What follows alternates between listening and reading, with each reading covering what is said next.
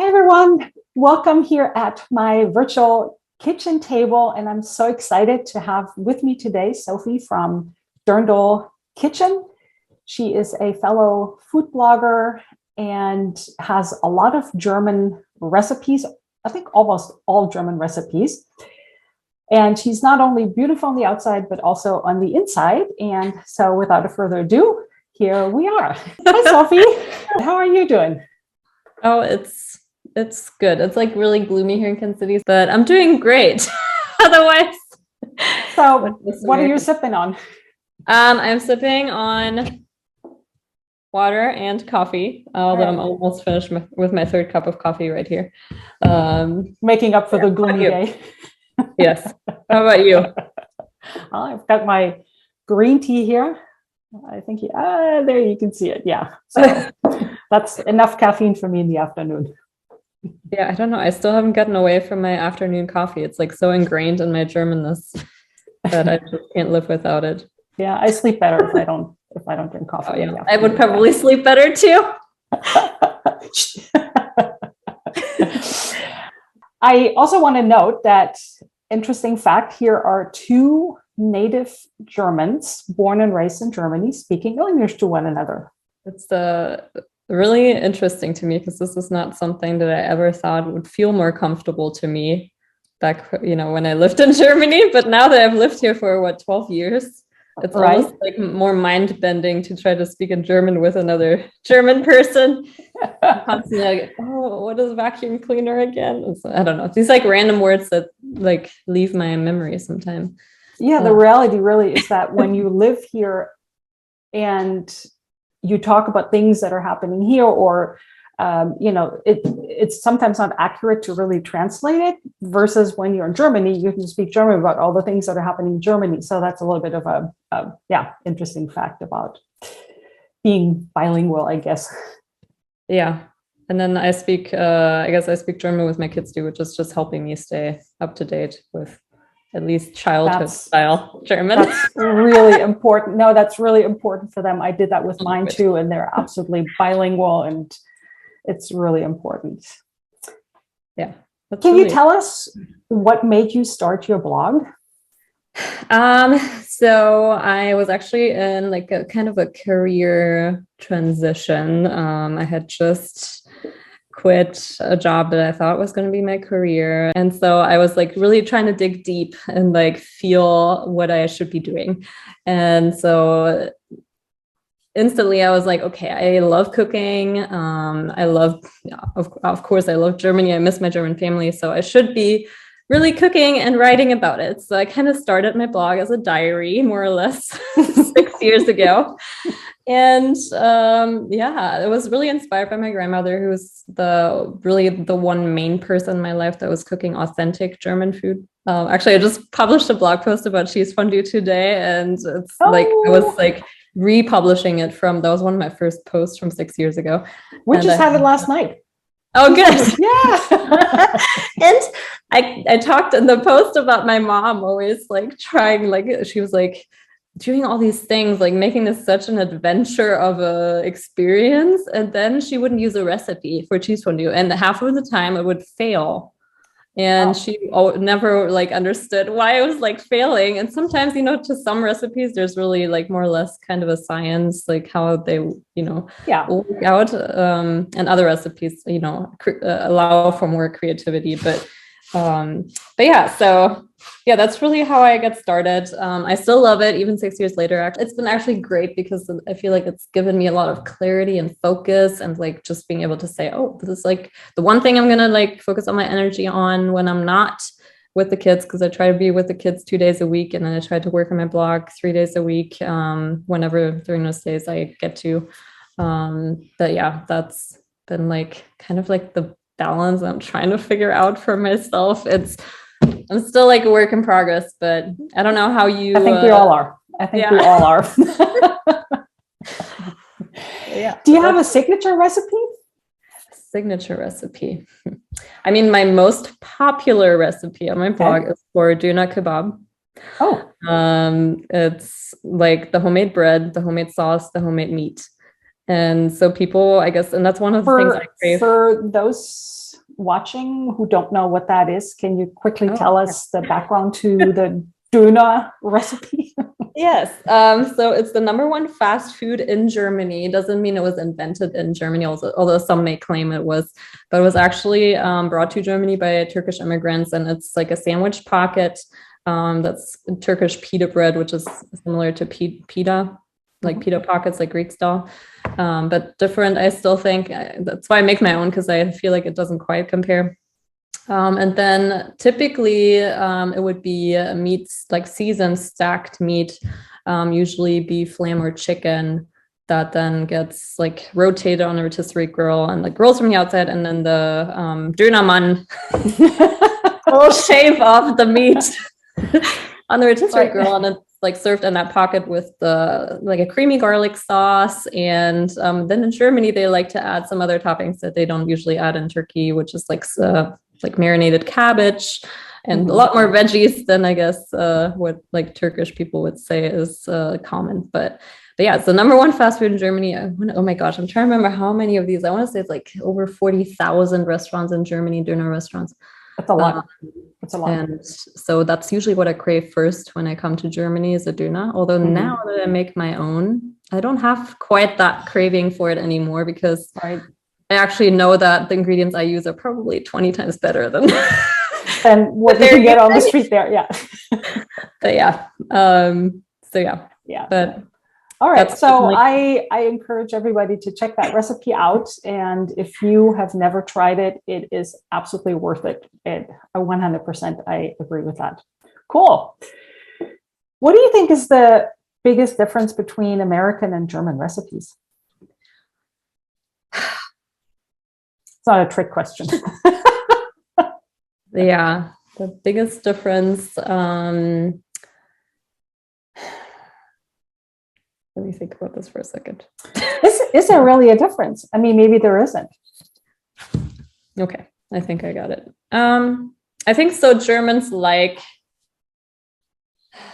not as much fast food. I feel like when I first came to the US and I was an exchange student, what really stood out to me was there's a ton of fast food chains that I had never seen in Germany. And well, funny enough, the fast food chains that are in Germany are usually American chains, you know, like Kentucky Fried Chicken and Subway and Burger King. McDonald's and Burger King. I think those are Pizza Hut. Those are like the top ones that are in Germany, and they're all American.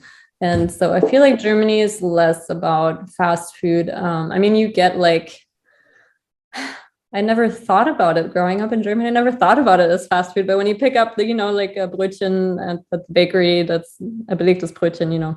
Yeah. I never thought about that as fast food, but I guess in a sense it is maybe the German style of fast food. It is, yeah. Basically like, you know, a crusty roll with like meats and cheeses. And I usually put like 1 leaf of lettuce and some tomato. And a little thing of parsley. Yes, yeah, parsley. Sometimes a ton of butter. Sometimes they even put mayo on there.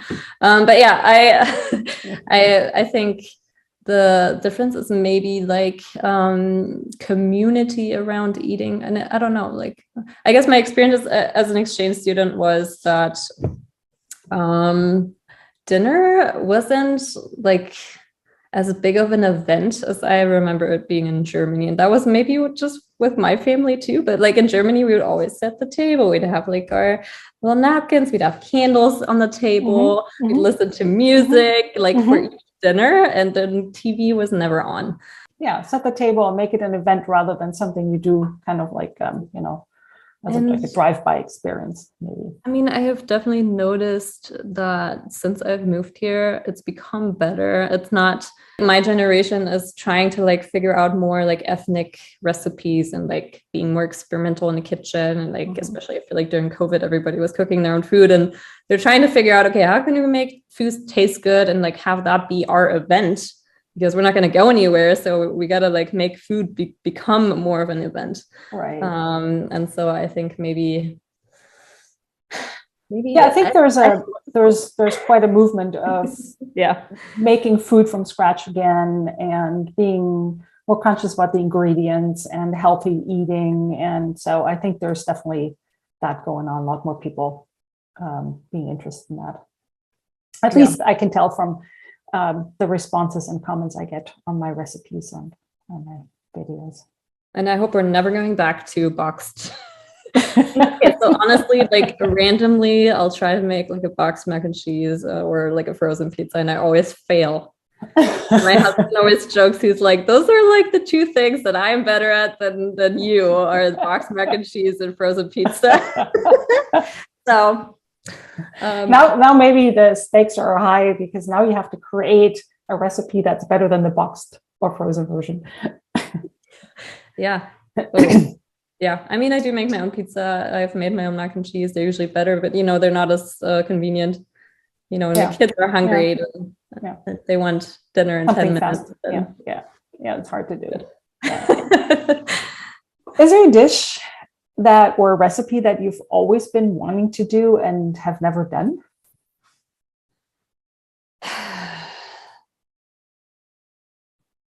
So honestly, I aside from my blog where I try to focus really it's like all German recipes that I focus on. During the week, I try to be cooking from other like countries, like food from other countries. So but honestly, like since kids, I haven't really experimented quite as much anymore because I feel like I'm already experimenting like during the day with like my German recipes so much that a lot of times at dinner, I like to be boring a little bit. Like meat and potatoes. No, I have like my dishes that I make all the time, like Chinese stir fry, ramen, and I'll make falafel bowls and like, I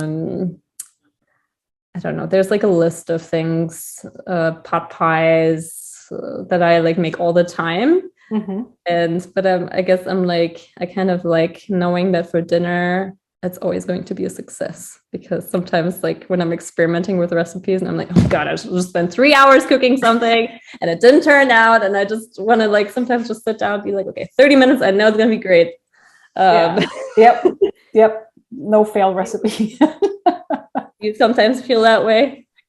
Well, I mean, half the time at least, I just kind of open the refrigerator and see what's there. But I think I do have a pretty good sense of flavor combinations. And I always like to have something salty in there to balance. Maybe we had spaghetti squash the other night and we had it with goat cheese, like the soft goat cheese. So that kind of balances out flavors. And I like to add some green to it. So I've had some kale in the garden. I chopped that and threw that in there. So that's kind of like how I cook. And then sometimes for crunch, I might toast some pumpkin seeds or sunflower seeds and put them in there. And maybe then I'll have a meat on the side. But that's often how I cook, just like seeing what's there and how I can combine what I have. I think next time we need to like send each other food and we can just be eating while we talk about food because I'm getting really hungry right now. Well, you are 2 hours ahead of me. For me, it's like middle of the afternoon. We're not even there yet. Oh, yeah, that's definitely. I've been trying to like have dinner time be earlier so that I can attempt to have the kids in bed at a reasonable time. And I feel like a senior eating at like 5:30 p.m. sometimes because I'm like when my kids were little, we always ate at that time because it just makes for a better bedtime, I think. Yeah, I agree. Yeah, it makes it less stressful. It's early, but it's less stressful. Yeah. If there's somebody who's new to German cooking or baking, is there something that you recommend they should try? They should like a gateway recipe, if you will. I'd definitely say if you're new, definitely get a kitchen scale.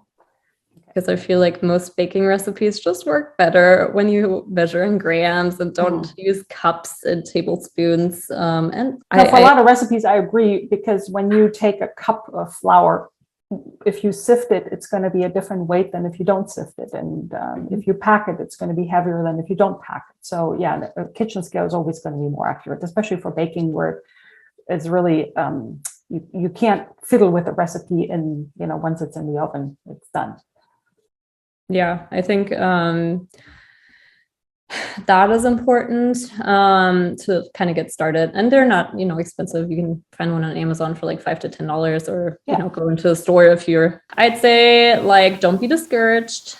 I actually try to make it fairly easy for Americans to just attempt German recipes because I go through the trouble to figure out substitutions for them.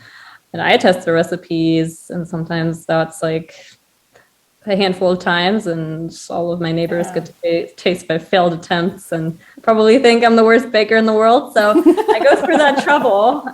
So you guys don't have to. So really, the biggest piece of advice is just read the recipe and do what the recipe says. Try not to find too many substitutions just because you don't have that one ingredient or the other one, and you're like, oh, I can easily do that. But a lot of times with baking, that doesn't work so well. With cooking, I think you can be more flexible. And I think the more experience you have, the more of those like ideas come to you, just as you practice it. But I'd say, just don't be discouraged. I think it's a great way to connect to like German heritage or to, kind of just feel like closer to Germany. And I think that's also what, part of the reason why I started it, because I was just like, okay, if I just start cooking some German food, maybe I won't miss my family. I still miss my family like terribly, but I don't miss. It's a way to connect. It definitely is. I don't miss having to eat out at German restaurants as much though, because like now when I go see my family, like I did like I went to see them over Christmas and last summer.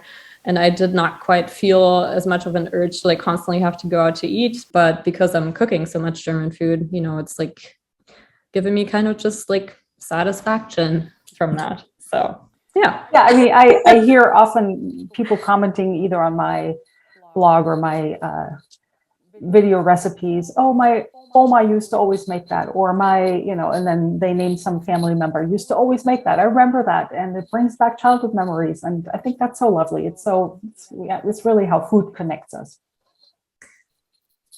I will also send you, I think, a list of some recipes that I think would be maybe like easy ways to like get started. So I'll be dropping the links for those in the box below this video. Okay, perfect. Yeah. What's one interesting fact that people might not know about being a food blogger? How much work it takes. Like people literally just think, oh, she posted a recipe. She must have just whipped that up like an hour ago. And I feel like so bad because she didn't invite me for dinner. I feel like my mother-in-law is a little guilty of that.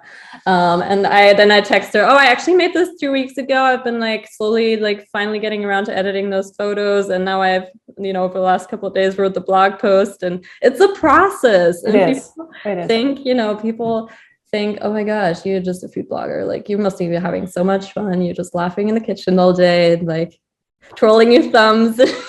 Well, and then talk about all the failed attempts, or you haven't written down the recipe and then you can't remember how you did it last time. And But I love it. I love it, but I think we don't get enough credit for all the things that we do because we're also or eating cold food because it took you forever to take good pictures of the food. Oh, my husband hates that. He comes home and he's like, oh my God, like you have been taking photos of this stuff for like an hour. I don't even want to eat this anymore. And he just makes himself a sandwich and leaves. He's the worst. When I was trying to figure out, one of my very first blog posts from when I started was homemade croissants. And when I was trying to figure out how to make homemade croissants, it's a nightmare. If you haven't like done it before, don't do it. Just go buy the $6 croissant. It's a lot of layering. Mm-hmm. Yeah. Mm-hmm. And I was like, I think my third attempt was like acceptable to my standards, because I'm like measuring myself with like these like organic, like, oh my God, amazing croissants. Professional bakery. Yeah. Mm-hmm. Yes. And you weren't married at that time, but I'm pretty sure he almost broke up with me because he's like, oh my God, this kitchen smells amazing. I can't eat this food. And they're finally good. And I don't know, he was like giving me such a hard time. I never after that attempted to make them again. So, but yeah, it's okay. It's okay. I mean, we've all grown from it and learned from it. And you're still married, or you did get married and now you're still married, right? So because I've never made them again. So Well, don't make croissants unless you feel like you're the, French So baker. that's definitely a more advanced recipe. Yeah. But you're probably about to tell me that you make croissants all the time and they're so easy. No. I've made them. I've actually made them when I was maybe 14 or 15, and I remember how you have to put the piece of butter in the middle of your dough, and then you roll it out and you fold it, and you put it in the refrigerator, and you take it out and you fold it and roll it out again, fold it, and then you do that, I don't know, 10 times to create all these layers. And I think that might have been the last time that I made them. And then you really come to appreciate that $6 croissant, which costs $2 in Germany, maybe. Yeah. What do you miss most here in the US outside of Döner? We know that you miss those. You make your own now. Is there something else that you miss that you can't easily make at home, or it's hard to get? I mean, really, I'd say most German food is hard to find here, at least authentic versions of it. It like cracks me up when I go to a German restaurant and I see a freaking German chocolate cake on the menu. That's like really my ultimate judgment of whether they even have any chance of being authentic, is if I see a German chocolate cake on the menu. I feel like they've failed my test. I thought I read somewhere that it's not German as in German coming from Germany, but the man who invented this recipe, his first name was German, but he didn't have any connection to Germany. I think that's what I heard somewhere. Yeah. If somebody has a different story, you can leave a comment. It's the last name of the inventor was the word German. Yeah. And so it was named the German chocolate cake. But I've seen it way too many times on German menus. I mean, German restaurant menus in the US. And then I'll always go straight to the dessert section. If I see it on there, I'm not going there. It's not authentic enough. I mean, if they don't know that piece, then they probably don't know schnitzel either. Let's be honest. Maybe they're just trying to serve what people love. Well, that could be true. I'm just too harsh because, I'm still too German in that aspect. It's like, just tell me how it is, Germans are known for their directness and frankness. Whoa, I don't want to be a restaurant where Sophie is a just don't put German chocolate cake on the menu. All right, that's the deciding factor. Yes. I think, yes. I mean, I don't know if you would consider opening a German restaurant. I was told by the Austrian restaurant owner here in town that I should never, ever own a restaurant. Somebody was wondering if you had a favorite Lebkuchen recipe, or if you have one on your blog. I do have one on my blog. I can send you the link. I'll post it. Mm-hmm. It's, I don't know. I like it. I think it takes a lot of ingredients. So I feel like if you're not like a baker, you could end up with a lot of things in your pantry that you're not going to use again. So that's my only concern for people that maybe aren't baking as much. But I really love the recipe. And I think you're big on like trying to like condense your ingredients, right? So you have like kind of 4 things, maybe. I have a Lebkuchen recipe, but it's not the sort of like the Nürnberger, the Nuremberg style Lebkuchen. It's more of a almost like a coffee cake, if you will, that you can cut in squares. Yeah. Okay. Yeah. And that's pretty easy to make. The other thing I was going to mention, I'd love if you don't want to like bake your own Leckerli. I don't know if you've tried their cookies. I think so. They're out of Denver now. They used to be in New York City, but they make like small batch, like created Lebkuchen, and they're really good. So okay. I'll also on the pricey side, but if by the time you've gathered all the ingredients and like made it, and then potentially you're like, thinking, oh, maybe I'm not even going to do it right. Maybe it's worth just placing an order there. Oh, that's always the easy way. I mean, okay, I love the founder. I actually did an interview with her in December on my blog, just like not as like a video, but yeah. How can people find you and connect with you? Yes. So I think the easiest way to connect with me would probably be through Instagram, just because I try not to be as much on there, but I'm probably more on there than I wish to be. So if you have like, a question, and you can always send me a direct message on there. And then through my blog, which is just dirndlkitchen.com. And I also have a TikTok account, but try not to like emphasize that too much, because I'm kind of just playing around with it more or less. I also do like, I try to do funny German versus American, like kind of the differences between the cultures, like videos. And but yeah, those are probably the main ways to find me. Good. Yeah, I'll leave all the links so that you can find her if you have questions. You can also leave comments here for this video, and if Sophie doesn't see them, I'll make sure that she somehow gets those questions. And Perfect. Well, it's been so fun chatting with you. I want to mention that Sophie and I've chatted before, and I feel like I could chat with her forever in German and English. So thank you so much for joining me here at my kitchen table. And thank you for watching. And thank you for joining me in my bedroom, because I don't have an office yet and the kids are loud and downstairs. But it was so nice to chat again. And I agree on the whole, like I could talk to you probably for hours too. So we'll do that again. So